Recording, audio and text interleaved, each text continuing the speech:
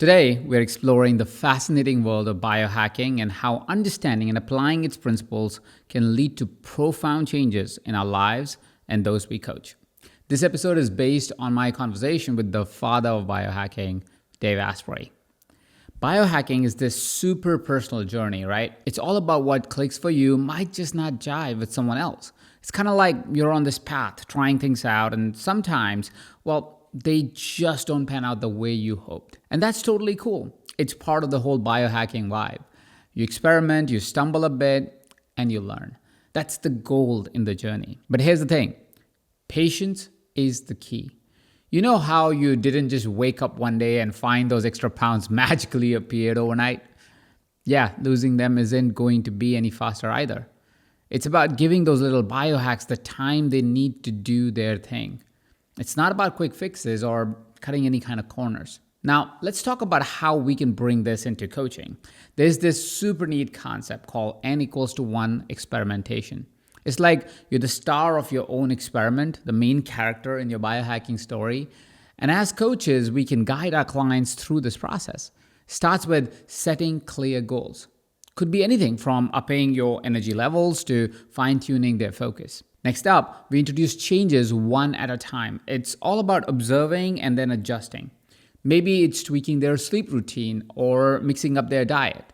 The key is keeping track, a journal, an app, or whatever works.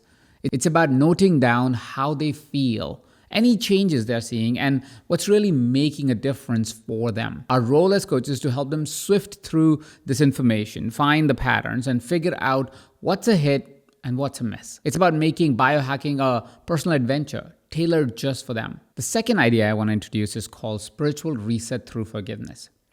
It's an intriguing and transformative concept that we are exploring today. It's about diving deep into the heart of our being and untangling the knots of resentment and pain that hold us back.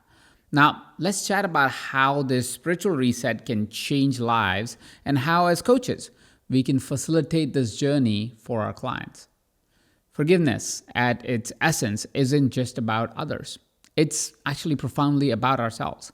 It's about letting go of those heavy burdens of past grievances to step into a lighter, more peaceful existence. Picture this, carrying a backpack filled with stones, each stone representing a grudge or a hurt. Spiritual reset is like emptying that backpack one stone at a time. Now imagine you were bullied in school. It's likely that as an adult, when someone shows bullying behavior, you're right back at that schoolyard, feeling small and feeling powerless. Our brains are wired for survival, but this mechanism can backfire in our modern lives. Recognizing this pattern is the first step. The real magic happens when we forgive those who have wronged us and, crucially, forgive ourselves.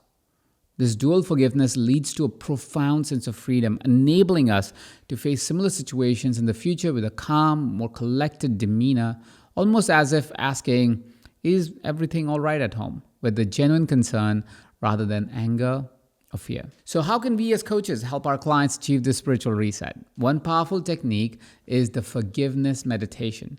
It's a guided process where we encourage clients to visualize the person they hold a grudge against, including themselves.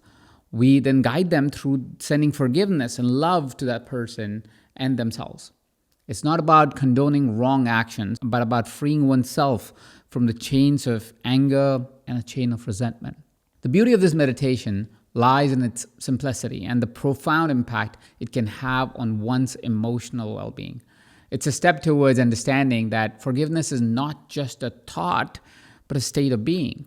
A profound shift that can lead to peace and acceptance. Incorporating the forgiveness meditation into our coaching practice not only aids our clients in achieving emotional balance, but it also enriches our coaching journey. It's a reminder of the power of letting go and the freedom that comes with forgiveness.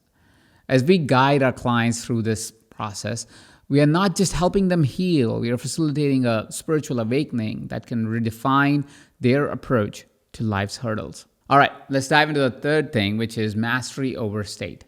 Imagine having the power to dial in your body's thermostat, hunger levels, or even your mood, regardless of what chaos is unfolding around you. Sounds like a superpower, right? Well, it kind of is, and it's totally achievable. Now, the crux of mastery over state is all about not letting external circumstances hijack your inner peace. It's like when life throws you curveballs, instead of spiraling into a frenzy, you stand firm, calm, and collected.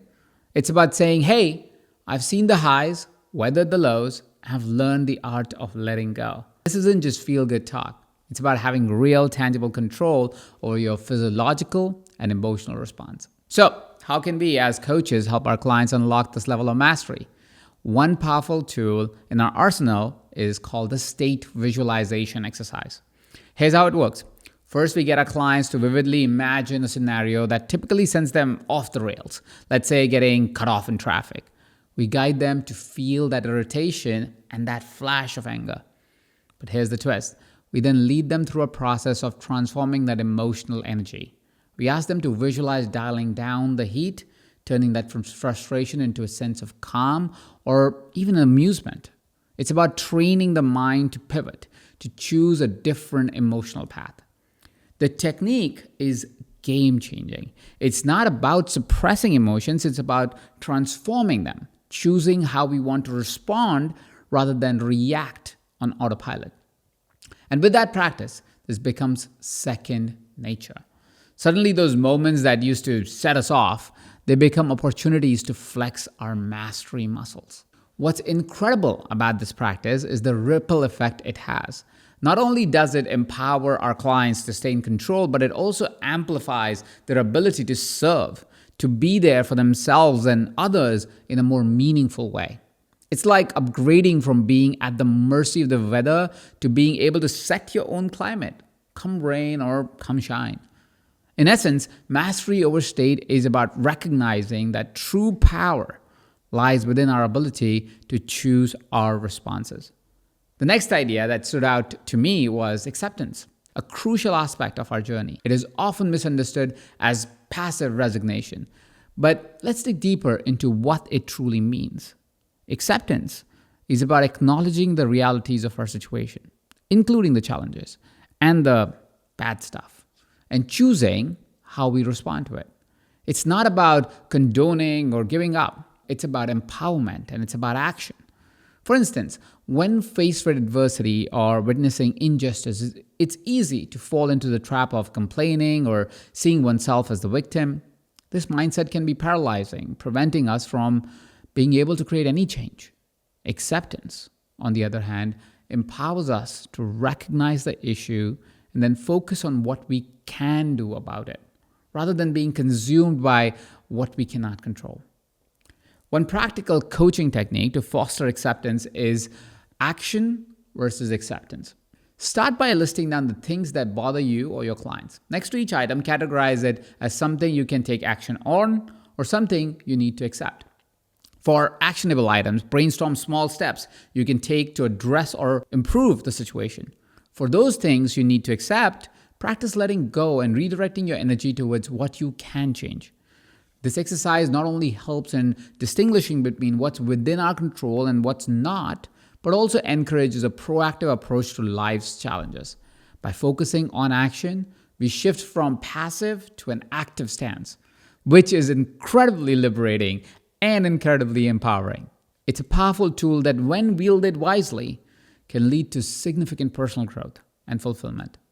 Now, that's pretty much that I want to capture from Dave's episode. But next week, I have a very special, very spiritual guest. Her name is Regan Hillier. Regan is a manifesting coach, and she's widely celebrated as the woman who manifested her dream life in just a few years and has helped thousands do the same. You will love this episode. Tools, techniques, strategies, all of it. Next week, only on Master Coaching with Ajit.